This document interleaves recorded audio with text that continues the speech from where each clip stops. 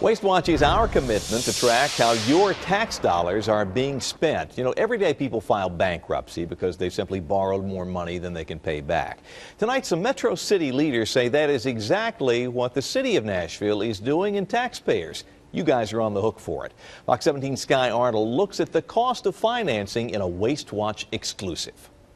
Metro students are already using laptops. We have to have them. But Joseph Bass says we're going to need a lot more. Without the computers, then students can't take them. For new tests. This was not something we included in our regular budget. It's something that came up now that we have to do now. Metro Council took out $6 million in bonds to buy those laptops. We're financing computers over 20 years. Councilman Charlie Tigert says it's the latest example of a spending problem. Now those computers will be long gone when the bond payments still have to be made. Now, like cities all across the country, Nashville issues bonds for big items, like building schools, for example. It's a way to get large sums of money now, but you do have to pay interest on them.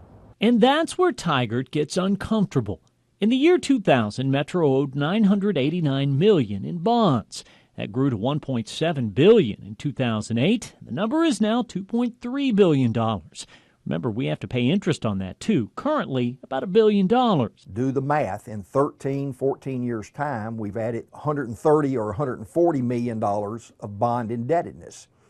It's unsustainable over time. Metro's finance director sees things differently. I don't think there's any question we can afford what we've spent thus far.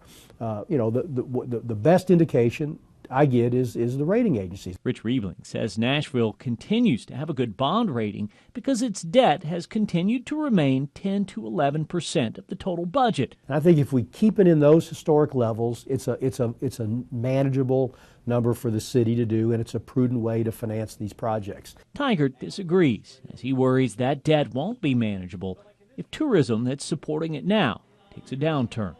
Sky Arnold, Fox 17 News. Now, Rich Riebling, the finance director, points out one thing that is making bonds useful. The city has the ability to refinance its debt, just like many of you have done with your homes. But opponents like Councilman Tigert believe we need to spend less and think about using reserved funds to buy those expensive computers.